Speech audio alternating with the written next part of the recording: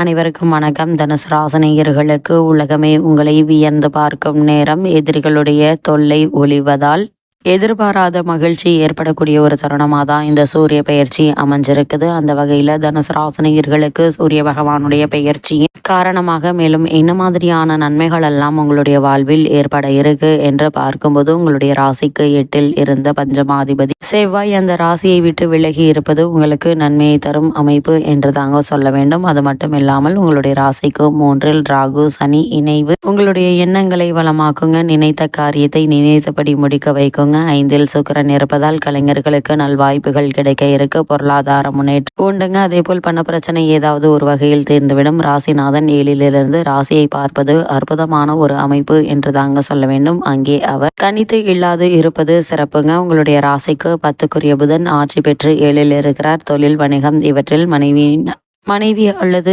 கணவரின் உதவி உங்களுக்கு துணையாக இருக்குங்க. அதே போல் திருமணமான பெண்மணிகளுக்கு புத்திர பாக்கிய யோகமும் கிடைக்கக்கூடிய ஒரு தருணமாக தான் இக்காலகட்டம் அமைஞ்சிருக்குது என்பது கிரகங்களுடைய சஞ்சார நிலைகள் தெளிவாகவும் உறுதியாகவும் எடுத்துக்காட்டுது. அதே போல் தனுசு ராசினியர்களுக்கு பிள்ளைகள் விஷயத்தில் கவனம் தேவைங்க. 7ல் சூரியன் இருப்பதால் தேவையில்லாத பிரயாணங்கள்ல அலைச்சல்களால் மனதில் சோர்வு ஏற்படும். உஷ்ண வியாதிகள், சரும நோய்கள் ஏற்படலாங்க. வாகன பராமரிப்பில் கவனமாக இருங்க. அதே போல வெளியூர் அல்லது வெளி மாநிலங்களுக்கு செல்ல வேண்டும் என்ற நிலை இருந்துச்சு அப்படின்னு இரவு நேர பயணங்களை தவிர்ப்பது நல்லதுங்க. அதே போல இந்த காலகட்டத்தை பொறுத்த வரைக்கும் எடுத்தோம் கௌத்தோம் என்று எந்த ஒரு செயலிலும் ஈடுபடாமல் பொறுமையாக நிதானமாக இருப்பது நல்லது. கூடுமான வரைக்கும் முதலீடு சம்பந்தமான விஷயங்கள், பங்கு சந்தைகளில் ஈடுபடக்கூடியவர்கள் கவனமாக இருப்பது நல்லது என்பதை கிரகநிலைகள் மீண்டும் மீண்டும் உங்களுக்கு அறிவுறுத்தது. தனுசு ராசினியர்களுக்கு கிரகநிலைகளின் ரீதியாக கூறப்படும் பரிகாரம் என்ன என்று பார்க்கும்போது, ஆதிபராசக்தியை வணங்க ஆற்றல் வளரும். வெள்ளிக்கிழமை அருகிலுள்ள அம்மன் கோவிலுக்கு சென்று தீபம் ஏற்றுங்க. எண்ணற்ற நன்மைகள் உங்களுடைய வாழ்வில் ஏற்படும் என்பதை கிரகநிலைகள் உறுதியளிக்கிறது.